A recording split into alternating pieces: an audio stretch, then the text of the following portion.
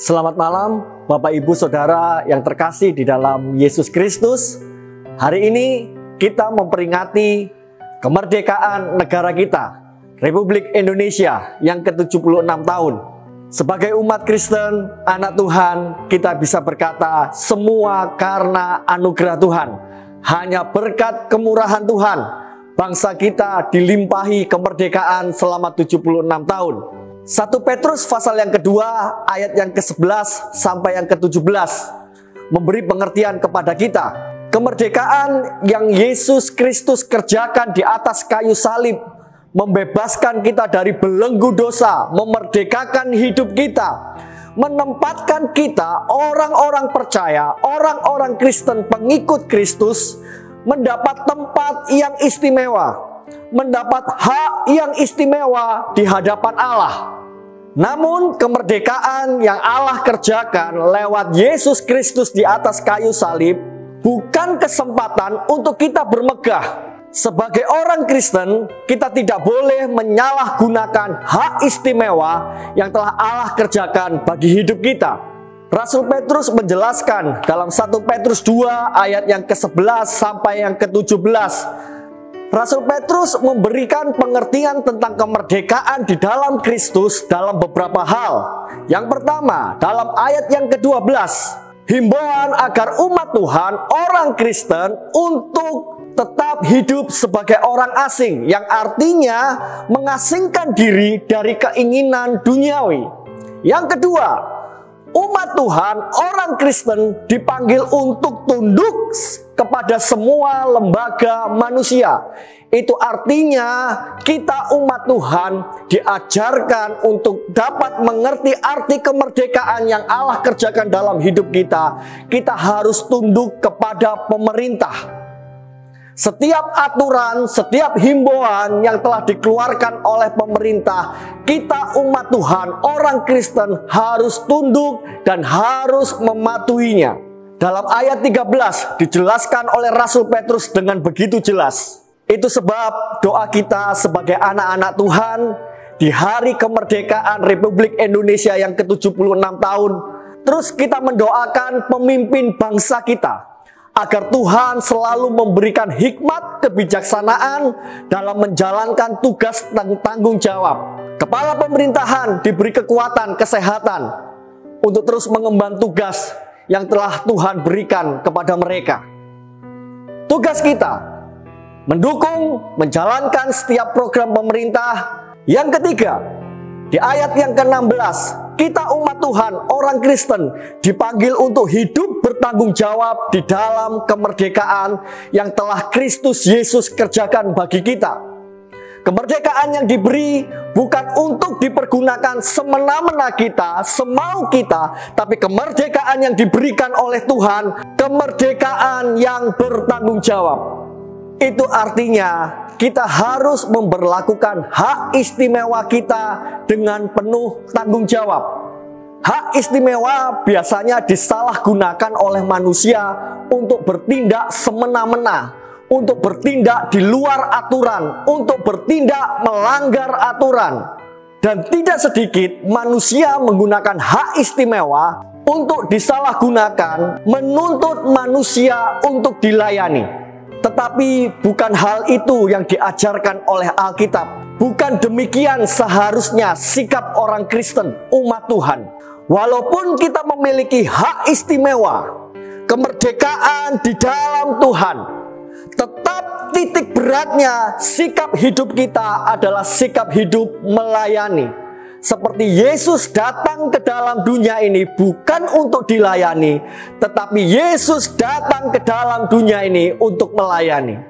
Demikian kita juga pengikut Kristus, umat Kristen. Kita harus dituntut hidup untuk melayani. Bisa dibayangkan ketika umat Kristen anak Tuhan menuntut untuk dilayani, apa yang terjadi? Tetapi bisakah kita juga memikirkan ketika anggota tubuh Kristus, umat Tuhan, orang Kristen bersatu mempunyai sikap untuk melayani, apa yang terjadi? Sesuatu yang ajaib pasti akan terjadi. Itu sebab di hari yang berbahagia, di mana kita merayakan Dirgahayu RI yang ke-76 tahun. Mari kita isi kemerdekaan yang telah Allah berikan bagi bangsa kita. Hiduplah sebagai hamba Tuhan, saling mengasihi satu dengan yang lain. Dukung terus, hormati terus pemerintahan yang ada. Karena itulah kehendak Allah bagi kita setiap umatnya. Dirgahayu Republik Indonesia ke-76 tahun. Merdeka! Merdeka! Merdeka!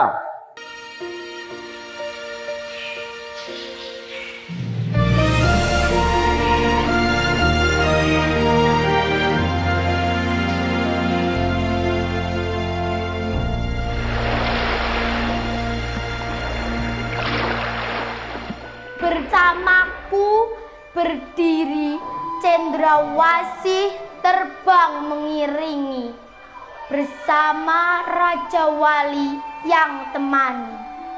Juga kicau burung gereja pagi, langitku indah, warna-warni.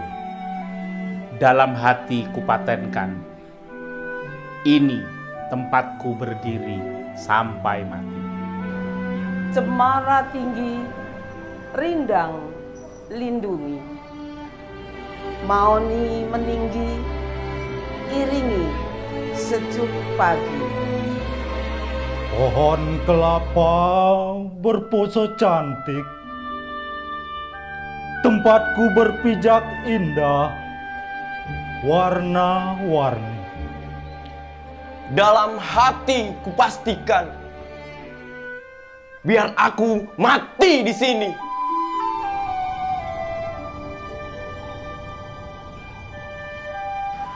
Bumiku berpijak luas, seperti tak terbatas, lebih dari elok, melebihi indah. Terlalu cantik tempatku lahir dan dibesarkan. Ibu Pertiwi, kau teramat cantik. Paaknya elok, indah alam yang kepuncak. Perjuangan sebelumnya sangat berharga.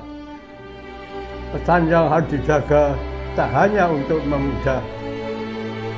Lebih dari menjaga, aku selalu mencintai.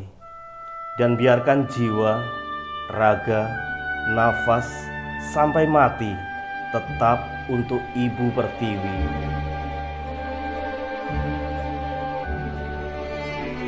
Ricuh gemuruh, ucap tak terbendung, teriak yang tak tertahan, kata-kata yang semakin ramai.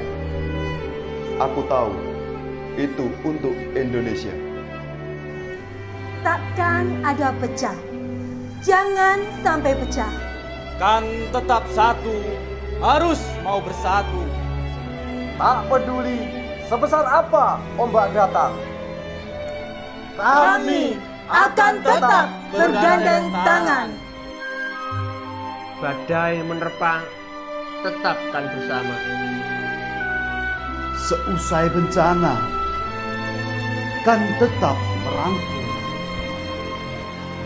Bisikan tentang runtuh, takkan pengaruh. Merusak, kan kami gasak.